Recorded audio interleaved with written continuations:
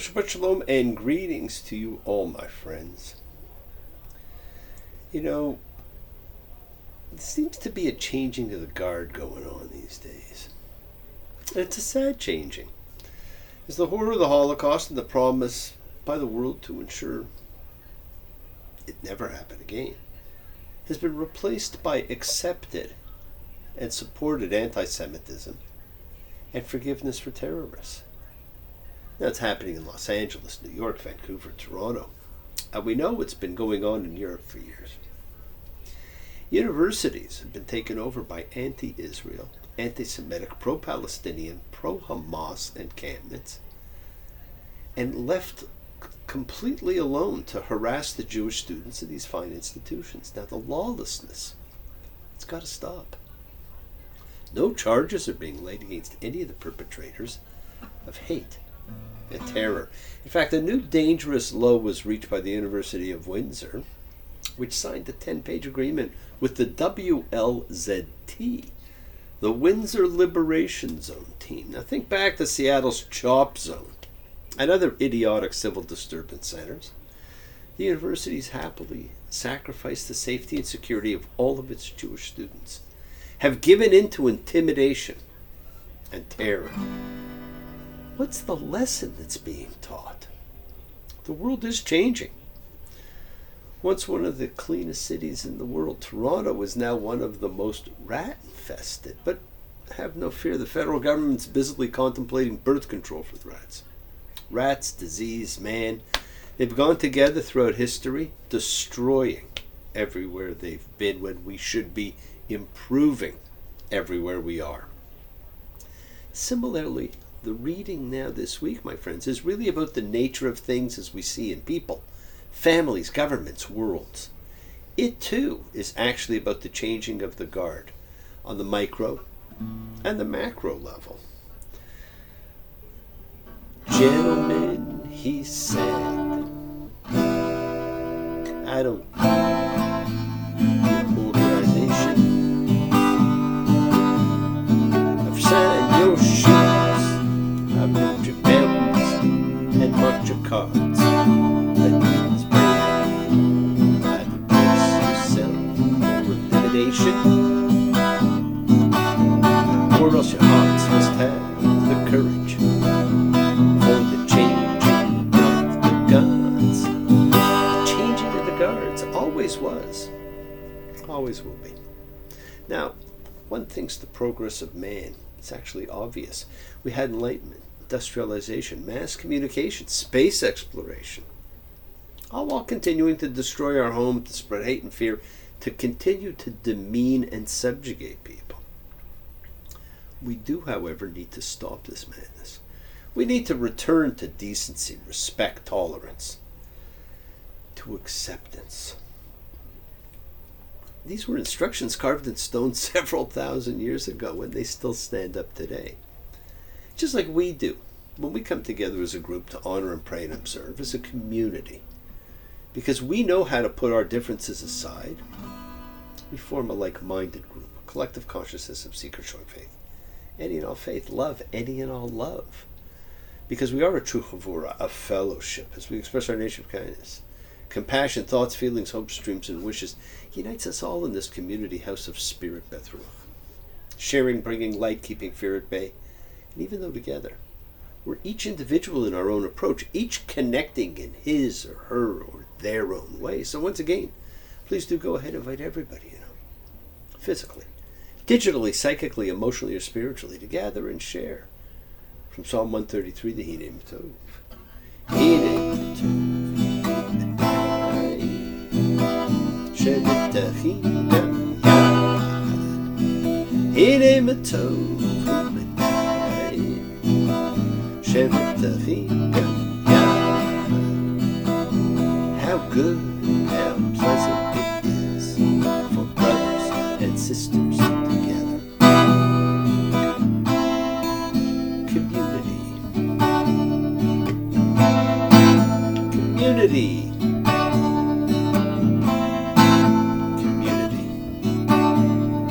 Together. We do support each other in this community. So let's all spread love, goodwill, and fellowship to the world. Remember, friends, this is you setting aside just a little bit of sacred time in your own sacred space to honor and converse with whoever, whatever you happen to believe in, because we all believe in something. It's a part of your intention, your kavanah, that you put out to the universe. It's your goodwill intention. Those are the roots of what you control, of what you can correct. It is your intention that sets in motion everything that occurs in your lives, my friends. Let's take some time now. Let's use the intention. Let's send some of the goodwill, some light, some healing, renewal out to everyone that needs it. Because healing and renewal are for everybody. It just floats through space, finding those in need. So send it out for those you know, for the souls and spirits of everybody you love. So think of whoever that needs healing and renewal and love, or just plain goodwill. Focus on them. Call their names. It's not just for people, it's for our pets. For the earth, it is the healing of the world, the tikkun olam. It's part of our spiritual genetic makeup.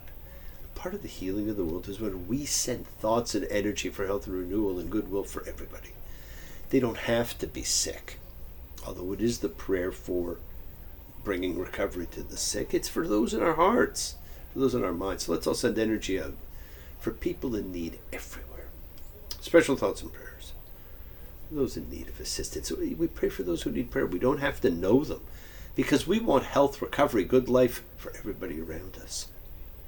You know, for Anne and Val, for AJ and Eddie, for Terry, for Johnny and Fern, for Muriel and Mary, Kathleen, Ken, for Gary and Lucy, Maria, Gloria, Ainura, for Carla, Jessica and Mina, for Gabby, Charles, Pam and Andy, for John and Maria, for Doria, for Connie, for Ronnie, for Maya, Tally, for Luke, for Danny and Nina, for all those suffering and in need, my friends. Let's not forget to include the familiars of our lives.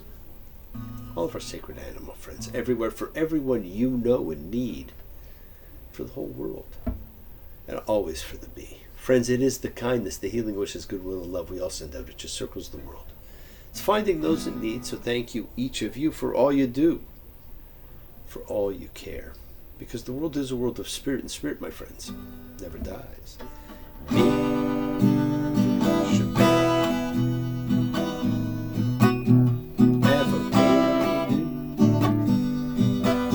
Makor HaBracha.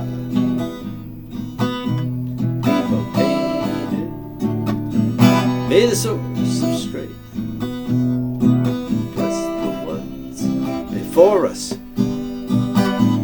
Help us find the courage. Make our lives a blessing. The renewal of body. The renewal of spirit. Let us say Amen. Now, Misha Baruch, let us all have our spirits renewed. It is the great prayer for healing, because we call upon God to heal as He's healed before, because that's what it means. Misha Baruch, may He who blessed. All healing is a blessing. So let's all send and receive healing and renewal energy in our efforts to love, to share, to care, to grow. Now, there's only a very few readings left in what may once have been the last book of the original Torah. And this week we read chukat, the law. Now, believe it or not, we're really at the proverbial beginning of the end. And you're going to see why when you read this. And we are presented with bookends of change. Now, it's called the law. Now, we know all the titles came later, but what do you think of when you think of the law?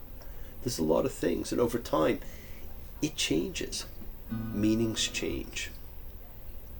Representations change. At one time, it might have been the law that governed man, those 10 commandments, the founding rules for nations and ethics, the rules so important in the founding of America. At other times, you might have thought about the laws governing society as community formed, as new industry formed, as new political animals evolved. Times will often dictate what law means. Now, these days, you probably think mostly about lawyers when you say the law, because that is now the society that we live in. You serve me, I'll serve you. Swing your partners, all get screwed. Bring Bring your lawyer and I'll bring mine. Get together, we could have a real bad time. Now that's a classic George Harrison tune for his bandmates when they were suing each other. Or there's always this one from the great Werewolf of London. I was gambling in Havana. I took a little risk. Send lawyers, guns, and money. And get me out of this. But this reading's not about that kind of law. This is about the law, the rules that revolve around a specific kind of sacrifice. Numbers 19:2. This is the law of the instruction that the Lord commanded, saying, speak to the children of Israel, that they should take to you an unblemished red cow that has no injury, on which a yoke has not gone. This, my friends, could be the most searched for animal in history.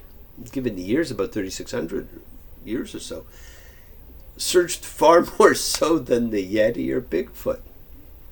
It's also one of the most talked about and anticipated animals of all time. And it will herald a new era, which will see the building of the third temple in Jerusalem, among other things. Now, there's always something mysterious about reds. And there have been plenty of reds who've been expected to herald new eras. It's not just about cows. It's red-headed people. And some have. Cleopatra, Judas Iscariot, Genghis Khan, Christopher Columbus, Galileo, Thomas Jefferson, Jessica Rabbit, The Little Mermaid. And of course, former Prince Harry, who's probably doing more to end the monarchy than anyone would have anticipated. He's a perfect example of last week's question of skill versus birthright. So do not hold your breath waiting for the red heifer and the ritual for it, which has not been seen or done for several thousand years now. That probably won't be for a while. But do notice two critical ingredients when you read this section of law and purification. It talks about living water and hyssop. Two of the Bible's most powerful spiritual cleansers, readily available to each and every one of you today. Do not negate them in your lives. Every church has some living water, the holy water at the front. The mikveh, living water. Hyssop, the key ingredient mixed with the blood to put over the doorpost. The journey for these people has just begun. But we're going to go through a time tunnel of 40 years. Hey, we went through one of 400 years in the move from Genesis to Exodus. Change is upon us. Numbers 21. And the children of Israel, all the congregation, came to the wilderness of Zin in the first month. And the people stayed in Kadesh, and Miriam died there and was buried there. So we're at the very beginning of the journey, and we're told Miriam died and was buried there. That's it. It's like the death of Sarah. It's a simple fact. Miriam died. No mourning, no fanfare discussed. It's over. We move on. And what we see is what we got hints at before. The people complained the entire time. Now they're thirsty. You know, friends, fear and slavery are easy. Self-determination and freedom takes work, and these people aren't used to the work. Numbers 27. And the Lord spoke to Moses, saying, take the staff, and assemble the congregation, you and Aaron your brother, and you shall speak to the rock before their eyes, and it will give its water. So you shall bring water out of the rock for them, and give a drink to the congregation and their cattle. Now we saw the staff of leadership last time, Aaron's staff. And Moses and Aaron are given very easy instructions. And Moses and Aaron assembled the community opposite the rock, and he said to them, listen, rebels, shall we bring water out of this rock for you? And Moses lifted his hand and struck the rock with his staff twice. Much water came out. The congregation and their cattle drank. Did you see the problem? It's really easy to miss. This has actually been a very debated passage for thousands of years. The question was, did Moses change the instruction? Numbers 20:12. And the Lord said to Moses and to Aaron, because you did not trust in me to make me holy before the eyes of the children of Israel, therefore you shall not bring this community to the land that I have given them. So Moses and Aaron are not going to be allowed to go into the promised land because of something they've done. What was it? By hitting the rock, did Moses make it appear more as if it's his own doing that's producing the water than if he had just spoken to the rock and watched the water flow out? Now, after much debate, like I say, this has been debated for thousands of years, the solution became Moses did not do two things. He did not trust in God. Had he trusted, he would have done as he was told. He would have simply spoken to the rock. And he did not make God holy in the eyes of the people. It's believed he was seen to have elevated himself, not God. After all, he said, we will. So Moses' sin, for which he's condemned to die outside the border of the promised land, is his presumptuous claim at the very moment he's supposed to sanctify God in the odds of the people, that it's he and Aaron who will be bringing forth water from the rock. I always felt this seemed a little bit egocentric of God, who would you think has more going on than worrying about this kind of PR. Now, isn't this all just conjecture? Maybe he should have asked God how he would have liked to have been made holy. Friends, we spend so much time guessing what other people want when all we have to do is ask. Words have power. Worlds are created and turned on them. Use them. But think before you speak. Then the final major change takes place with this changing of the guard, Numbers 20:24. Let Aaron be gathered to his people, because he shall not come to the land that I have given to the children of Israel, because you rebelled against my word at the waters of Meribah. God tells them that they themselves did exactly what they were supposed to stop the people from doing. And that's especially painful for Moses, who said, listen, rebels, to then hear God apply that word now to him. Friends, our leaders cannot violate the very instruction that they uphold and teach to others. Now, we're going to see Moses give instructions to Eleazar, the son of Aaron, and therefore he's the automatic successor to Aaron, and we've seen, that order several times. This cements the process and shows the importance of a smooth, accepted, and orderly transition. It tells us how it will be. End of story, end of debate. This is the rules. This is what you're going to do. We have now gone 40 years with Miriam's death at the beginning, Aaron's death at the end.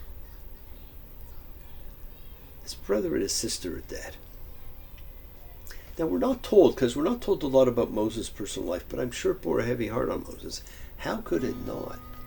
Bereavement, my friends, can tear the fabric of our very souls, and it is often connected to guilt over not having expressed our feelings enough. I remind you a lot, in fact, I remind you every week, that you must tell those you love that you love them.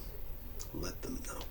Yes, you'll miss them, but think for a minute. What would it be like if you suddenly lost those you were closest to? Have you said what you needed to say?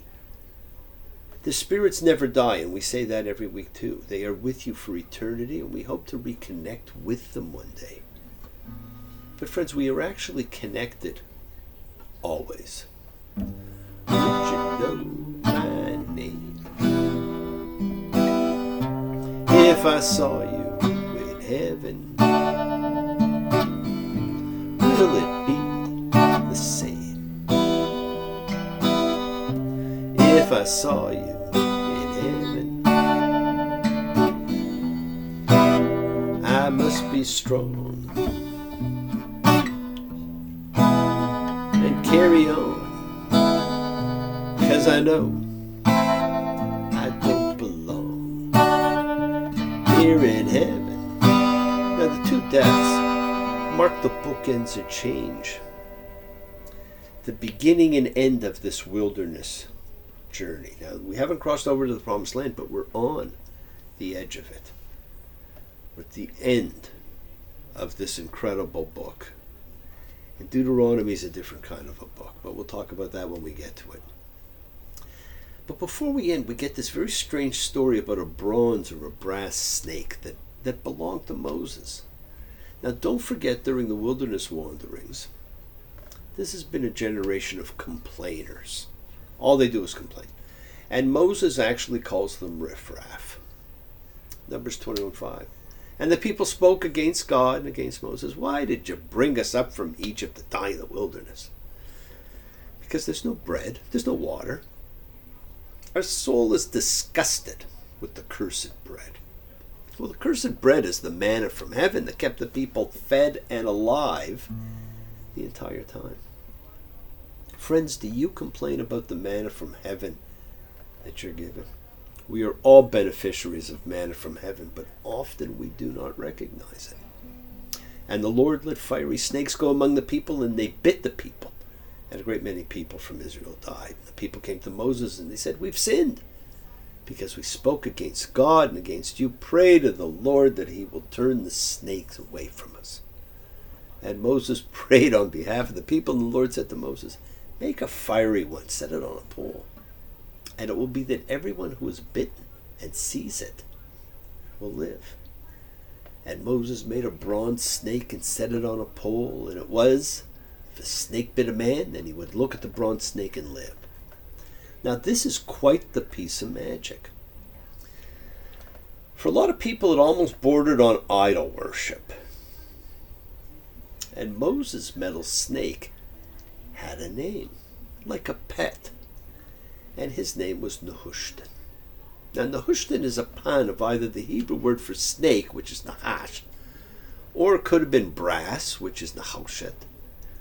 It may mean the great serpent. We don't know, because we don't know a lot about what the language was pointing to. But it also could simply be the end of something we were told at the beginning of Exodus. The two signs that God gave Moses at the burning bush are that the staff becomes a snake, which it did when he first went to Pharaoh, and his hand becomes leprous like snow. And here's the final reference to the snake in the book. And Miriam's becoming leprous before she died like snow as her punishment for mocking Moses' second wife were the two signs that have now come full circle. This part of the journey is now over. Yes, my friends, the world is sacred. So is everything in it. Express your gratitude, light a candle, make a wish. Celebrate your life and the lives of those you love. Share feelings with them. Live free. Be free, honor your freedom, be well, be happy, be blessed. Share and honor the light of all who live in the light and continue to shine. Continue to send everybody you know goodwill and love. Pray for peace and freedom for everyone. An end to terror and hatred. Remember, friends, we're a community. We learn together, we celebrate with each other, we love each other. We share this ride together, men and women equally. Let's all send out love, not fear. Send out peace, harmony, goodwill, and healing to all who need it. And please do learn to forgive and learn to love, including yourself. Open your hearts. Honor the relationships of your life and tell those that you love that you do love them. Examine your intentions. Use them to imprint your will on the universe, because we set in motion everything that happens in our lives. It is our intention, our kavanah, our cause, our effect. It's all linked. You always have time to forgive and be forgiven. And you have the knowledge of what's good and bad that was passed on to you. So acknowledge what you've done wrong to yourself, to God, and to any person you have wronged, and ask forgiveness. But always do so with sincerity, with accountability, with vulnerability. Forgive those who've hurt you, as you learn to be forgiving and compassionate, because the secret of forgiveness, compassion, and peace is in acceptance. Can you accept yourself, other people in the world just as they are? Can you accept life as it is without trying to control it? Because if you do, you could experience the peace that acceptance brings. So keep on dreaming, my friends. Keep on being, keep sharing, keep shining, keep teaching. Keep spreading joy and goodwill wherever you go. Never follow fear, follow love, because that's always in front of you. Work to be present in the body. Expand your heart, quiet your mind, because the deepest source of your real power, it lies in your consciousness, in your ability to be mindful, aware, present in all of life's circumstances. Love with the heart, because we're all part of a greater whole. Embrace love, not fear, forgiveness, not anger. And be there for someone, because someone will always be there for you, whether you know it or not. Continue to explore faith and belief, and never accept shame as a natural state. Whatever you feel, others have felt. Whatever you've experienced, others have too. because we share together, we learn together, and we help each other. Because we're each of us trying to find love and acceptance and support. We all have or could have that special someone in our lives. So find them and tell them what they mean. You're never alone on your journey. Keep forgiving those you need to forgive. Keep asking forgiveness from those you need to ask forgiveness of. Listen to that voice of God as he, she, it, them, they talks to you. And remember, your connection to God and all he has created in body and soul is a part of you. It's a part of me. It's a part of all of us and always will be. And continue to celebrate your freedom and celebrate your independence. Celebrate your ability to choose freely in life. God's not an egomaniac. You don't have to be either. Stay strong. Put your ego aside. Be humble, because in humility is strength. Why can't we be humble? Like the good Lord said. He promised to exalt us, but low is the way. How man be so greedy when there's so much left? All things God given, and they all have been blessed. That's the way God planned it. That's the way God wants it to be. That is the way that God wants it to be, my friend. So thank you for joining me. Keep sharing the light. Practice forgiveness. Be thankful. Be gracious. Be kind. Be loving. Believe in yourself. Spread a little goodwill to the world. Continue to be the miracle in someone else's life. Be an example of all you can be. Shabbat shalom and blessings to you all. Take care.